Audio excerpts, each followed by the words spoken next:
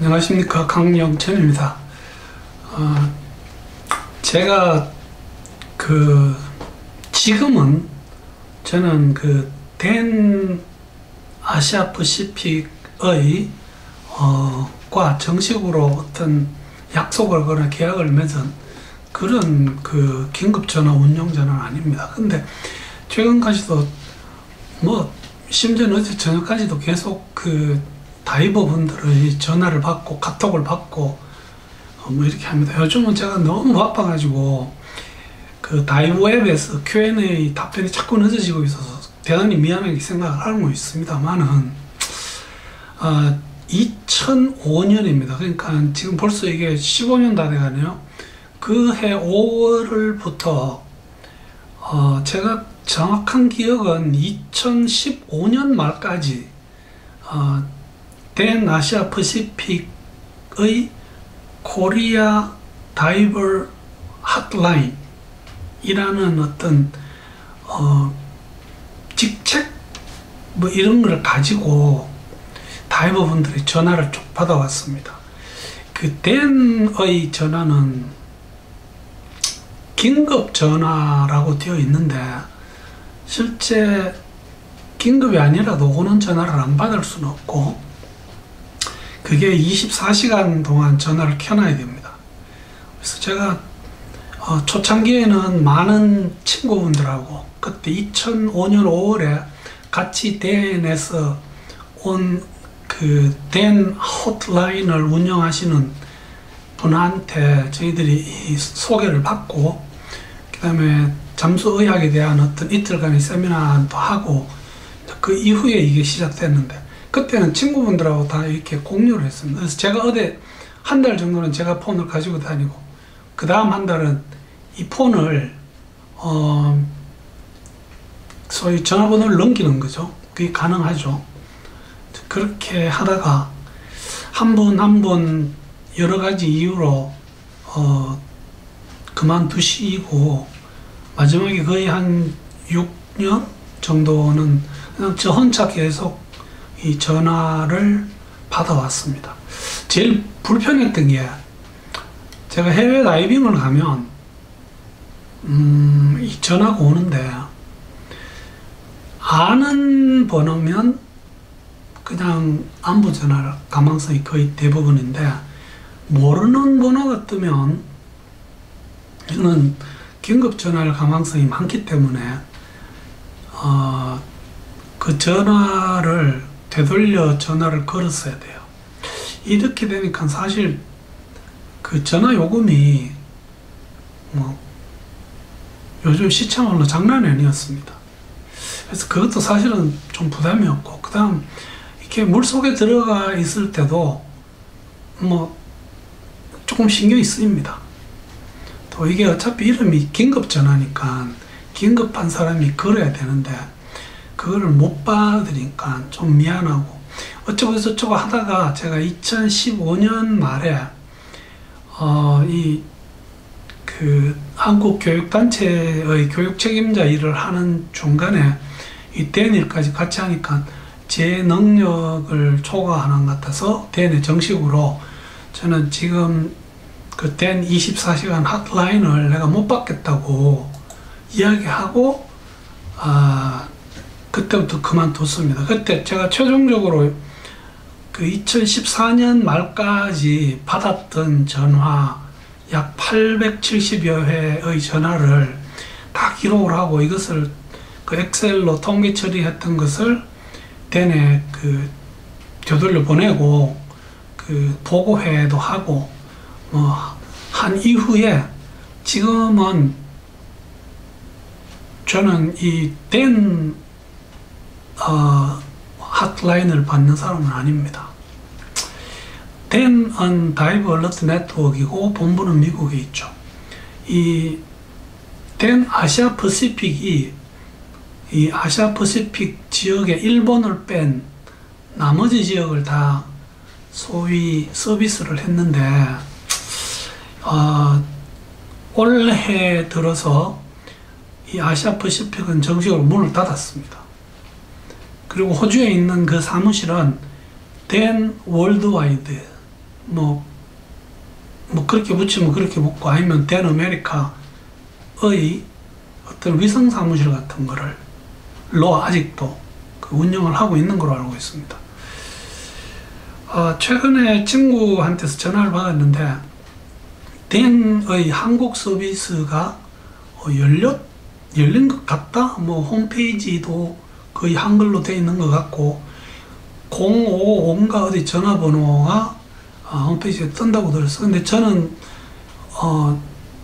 손 뗀 지가 오래돼서 그런지 제가 정식으로 아직 연락받은 것도 없고, 또 제가 꼭 연락을 받아야 될 이유는 없습니다. 어쨌든 한국에 다시 이런 다이브 긴급 전화 서비스 혹은 댄 서비스가 정식으로 시작됐으면 하는 그런 개인적인 욕심이 있습니다.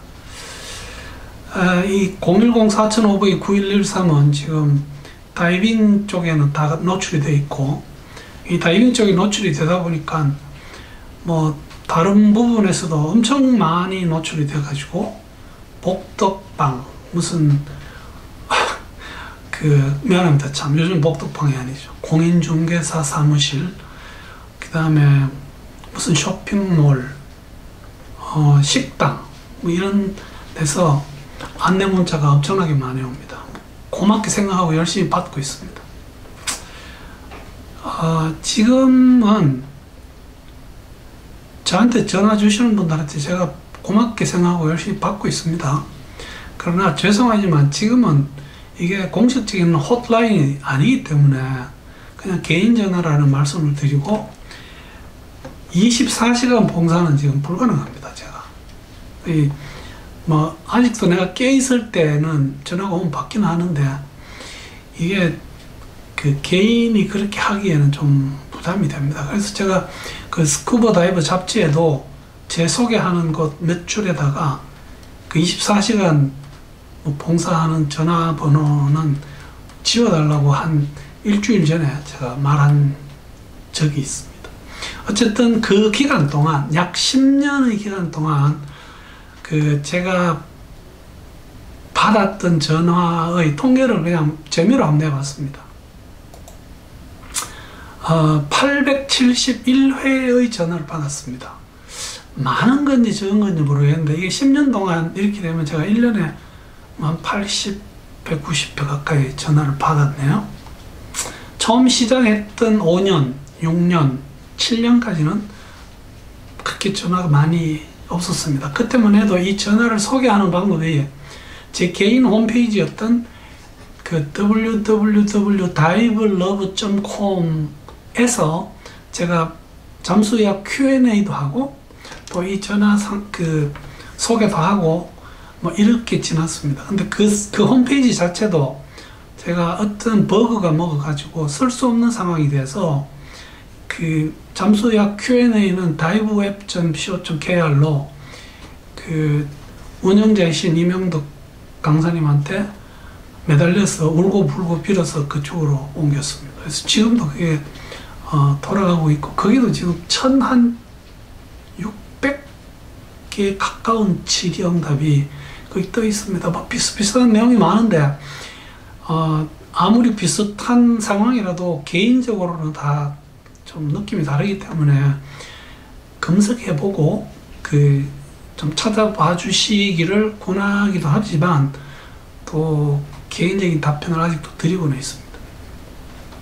어쨌든 이 전화가 2008년부터 이렇게 늘어나더니 2012년에 150건, 그 다음에 14년에는 155건의 전화를 받았습니다.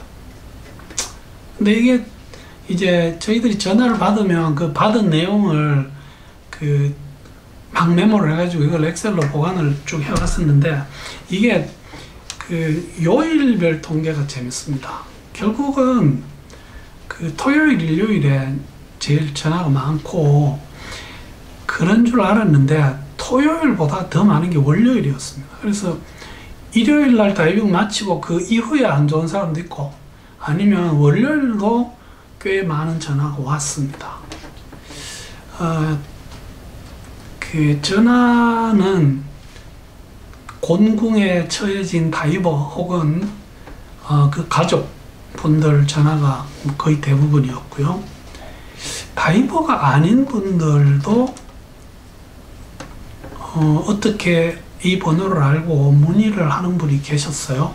물론 챔버의 치료가 다이버한테만 하는 게 절대로 아니죠. 그래서 챔버에 대한 문의를 주신 분들이 몇 분 계셨어요.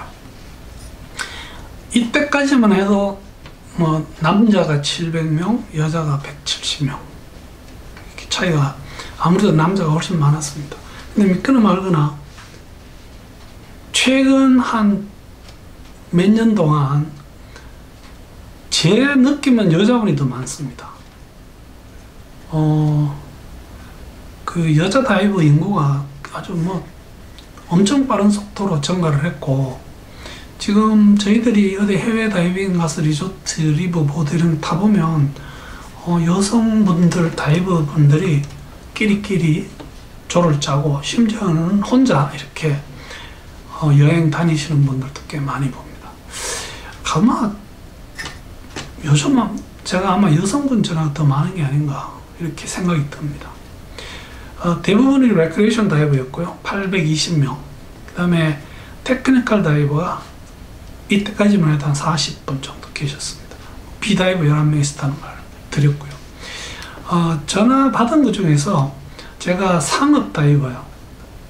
그 먹고 살기 위해서 하는 다이버나 해녀들의 전화도 받습니다. 물론 해녀 중에서도 스쿠버 장비를 사용하시는 분이 계셔요. 교육도 받지 않고. 스쿠버 교육을 받았다고 하는 분은 여기 제가 3명을 포함시켰지만 그 나머지 분들은 이 보고에는 제가 포함을 안 했습니다. 얘는 뭐 다이버, 프리다이버는 맞지만 스쿠버 다이버는 아니었기 때문에요. 그러고 보면 요즘은 또 프리다이버 문의도 꽤 많이 오죠.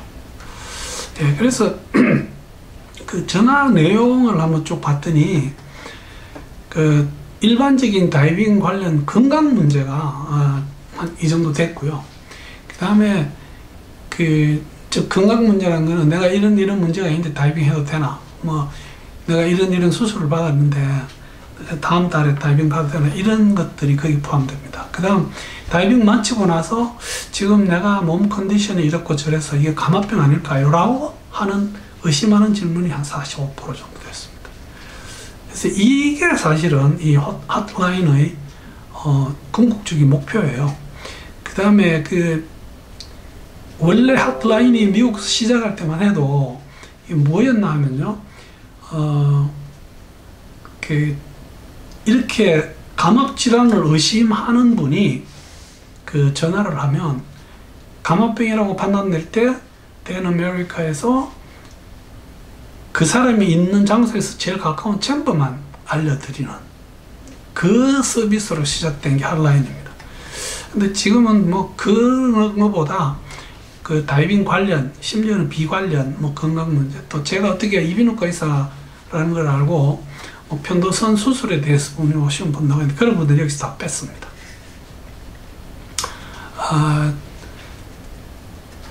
여기 지금 뭐 죄송합니다만 제가 황당무계한 질문이라고 해놨는데 이거 생각보다 되게 많습니다. 예를 들어서 이런 거요. 제가 지난 주말에 다이빙 했는데 어젯밤에 술 되게 먹고 잤더니 지금 머리가 많이 아픕니다. 이 감압병입니까? 이런 질문은 좀 황당하죠. 그래서 이 정도가 어떤 좀 쉽게 낼 수 있는 통계적인 수치들이었어요. 그냥 몇 건의 문의 내용을 제가 소개해 드리는 걸로 그 핫라인 리포트라고 붙인 제 오늘의 영상을 정리를 하겠습니다. 우선 제가 이 전화는 제가 잊을 수가 없습니다. 5월 25일 날 첫 받은 전화였어요. 이 전화 주신 분은 그 경상북도 후포에 있는 그 어떤 병원에 일하시는 분이고 의사 선생님이었고, 그분은 제가 교육받고 제가 교육하면서 많은 세월을 보냈던 병원의 저희 후배 의사였습니다. 환자가 온 거죠. 그래서 이분은 처음에 제가 듣기에는 뭐 다이버라고 들었는데 나중에 내용을 보니까 어떻게 보면 택다이버이고 어떻게 보면 뭐 작업을 했던 것 같습니다. 정상적인 어떤 상업 다이버에 넣기는 좀 그렇지만 이분이 내가 처음 받은 전화에서 여기 포함을 시켰고요.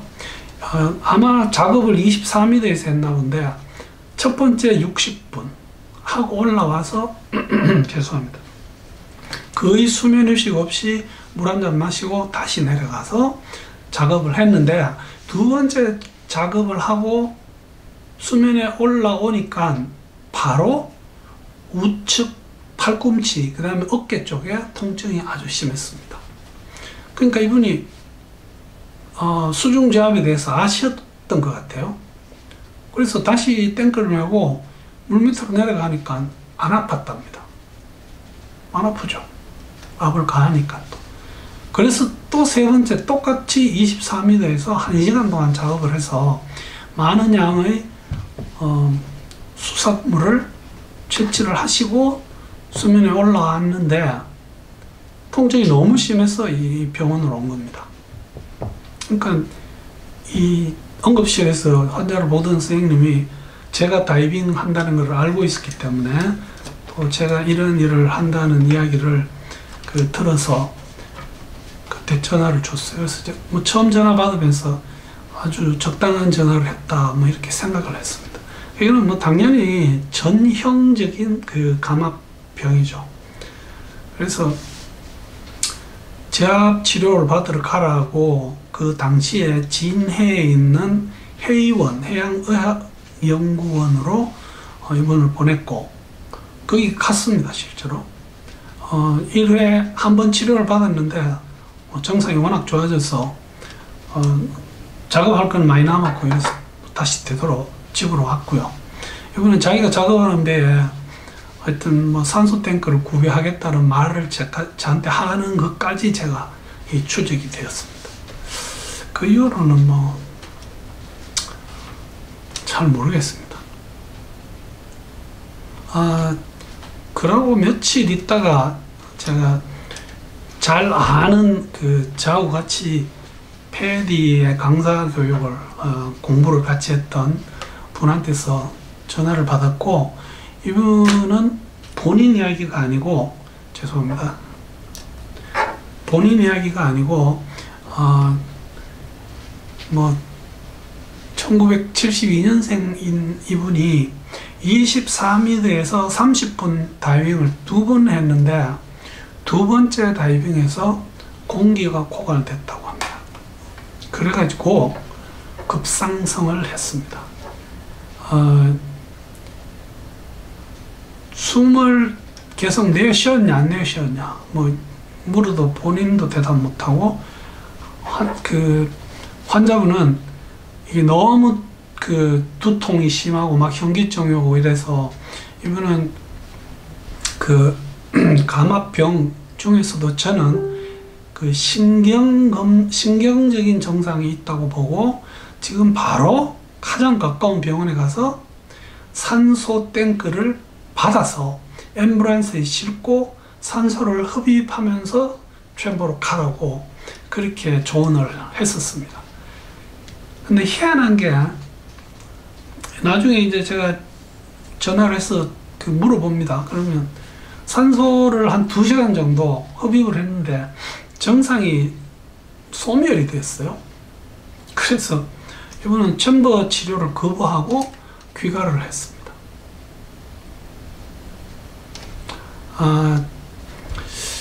이때 제가 대구에 있는 북구 동천동 소위 칠곡이라는 곳에서 이비인후과 개원을 하고 있을 때입니다. 근데 데이빗 윈켄이라는 묘한 이름을 가진 외국인 전화를 받았어요.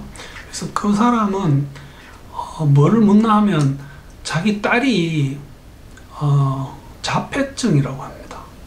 근데 자폐증에 고압산소 챔버 치료가 효과가 있다고 이야기를 들었다.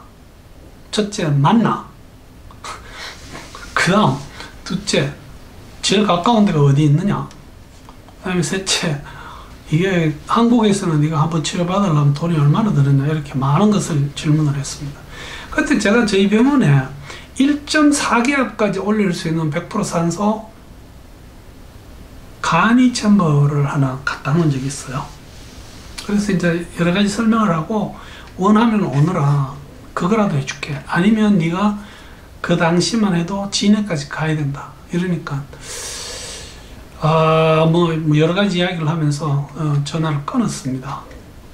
자폐증은 100%는 아니지만 나비 머릿속의 신경 덩어리에 침착이 되면서 자폐증을 일으키는 것 같다고 되어 있고, 이게 어린애들한테 고압산소 치료를 하면 효과가 있다고 지금 되어 있습니다. 그 이후에 이분은 제가 추적 관찰이 안 됐는데 어쨌든 이런 경우도 있었습니다. 그 다음 이분은 저하고도 사실은 다이빙을 굉장히 많이 했습니다. 그 한국에 있는 동안 4년 동안 거의 200회 정도의 다이빙을 주로 경상북도 영덕군 대진면 포항 뭐 신항만 하고 이런데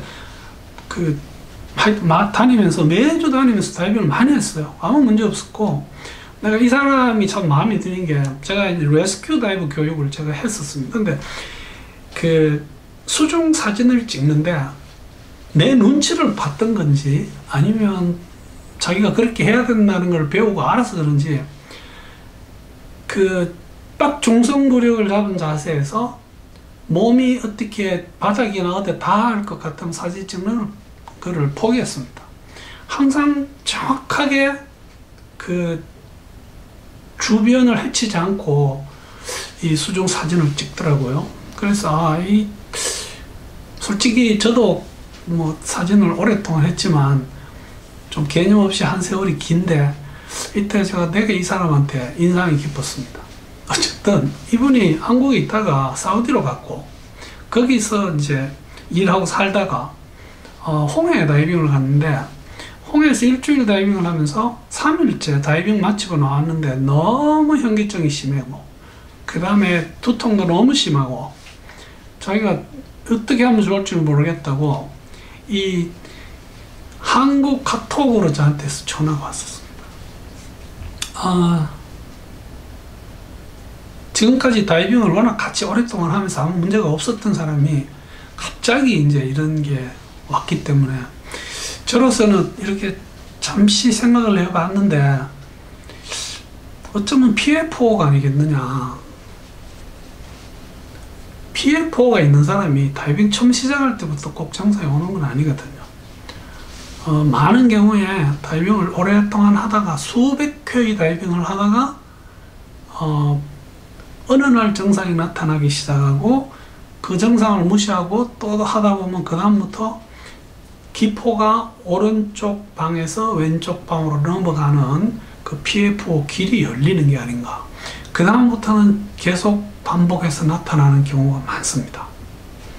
그래서 본인이 PFO가 있다는 걸 알고도 지금 많은 다이빙을 하고 계시는 분들이 뭐 숱하게 계시는데 그분들은 처음 넘어가지 않도록 조심하는 게 좋습니다.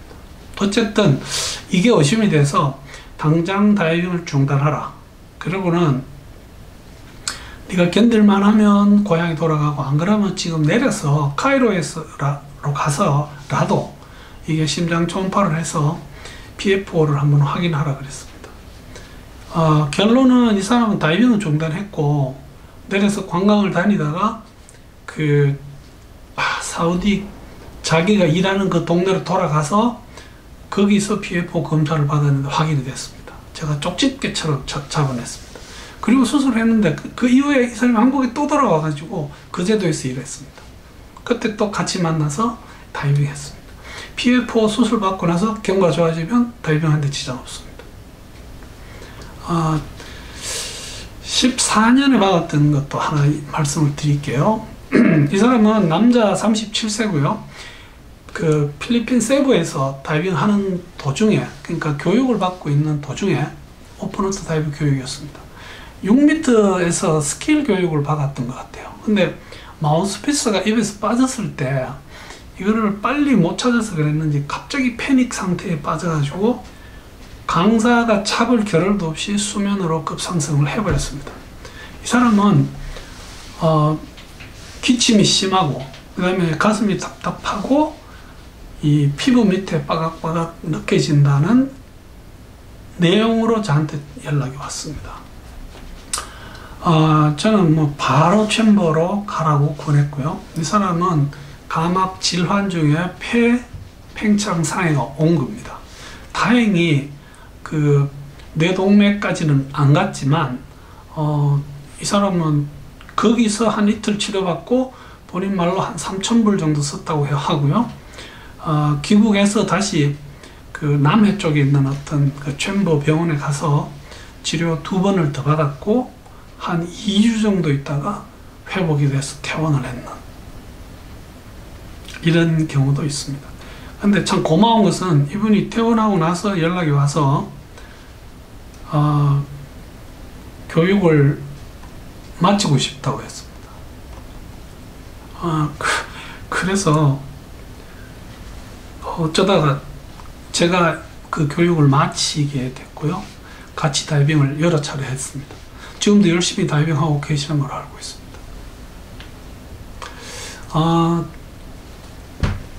그 마지막으로 한 경우만 더 말씀드릴게요. 이게 뭐 좀 흥미로워서 이분은 그 남자 66세였는데 6개월 전에 그 25m 수심에서 급상승을 했답니다. 왜들 급상승을 하죠? 왜 공기가 떨어질 때까지 게이지를 안 보고 계속 할까요? 어쨌든 이분은 상승만 하고 나서 1시간 채 안 돼서 숨이 차고 그 다음에 어지럽고 다리에 힘이 쭉 빠졌다 그럽니다.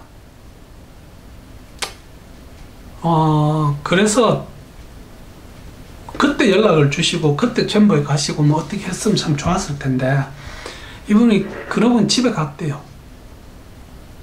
가서 몸이 좀 많이 불편하니까 그 방에 그분 표현이 군부를 단디 떼고 아주 방을 뜨끈뜨끈하게 해놓은 상태에서 잤는데 아침에 눈을 뜨니까 하반신이 완전히 마비가 왔습니다.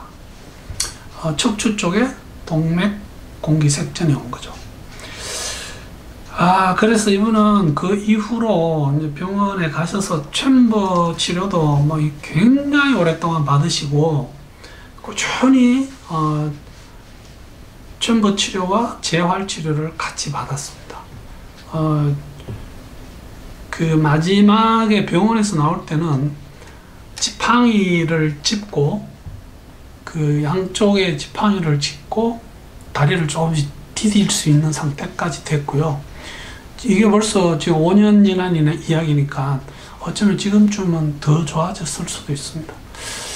이분이 왜 연락이 왔나 하면 그 당시에 다이빙 이후에 성기능이 장애가 온다고 그럽니다. 그래서 그때 제가 전화할 때만 해도 이제 뭐 여러 차례 전화를 주고 나중에 받다 보니까 좀 가까워져서 지금 그거 뭐 꼭 필요하냐 뭐 이런 이야기를 한 기억이 있습니다. 어쨌든 이 사람이 그것을 감압병에 의해서 그 성기능 장애가 올 수 있느냐라고 하는 것을 문의하면서 그것을 증명할 수 있는 서류를 구해줄 수 있느냐 그랬습니다. 하반신 마비가 왔기 때문에 당연히 장애가 올 수 있습니다. 어쨌든 요거에 해당되는 잡지를 제가 그 댄 아시아 퍼시픽에 있던 존 리퍼만이라고 하는 회장한테 내가 이런 게 있는데 네가 좀 먼저 구해도 뭐 자료고는 많을 테니까 그랬는데 그 서류를 보내와서 그 서류를 이분한테 드렸습니다. 그래서 아마 보험에서 뭐 그거에 해당되는 어떤 죄송합니다. 그거에 해당되는 보상도 받은 걸로 알고 있습니다. 사실 이 870건의 전화 하나하나가 다 이게 책입니다. 저희들이 워낙 건강하게 다이빙하고 즐기고 즐겁게 살고 있지만 사실 어떤 이런 문제에 봉착했던 분들에게 이런 감압병은 사실 재앙입니다. 그래서 저희들이 아무쪼록 좀 안전하고 건강하고 즐겁게 다이빙을 하셨으면 해요. 그 한 번 더 전화번호를 위해 적어놨습니다. 이 9113 이 번호를 받느라고 이 뇌물을 쓸 뻔했습니다. 911이니까요. 그래서 제가 간단하게 뭐 시간은 많이 걸렸습니다만 제가 댄 아시아 퍼시픽 코리아 다이버 핫라인을 운영했던 그 11년 중에 제가 10년치를 통계를 내서 한번 여러분들한테 소개를 드렸습니다. 언제든지 궁금한 사항이 있으시면 연락 바랍니다. 예, 감사합니다.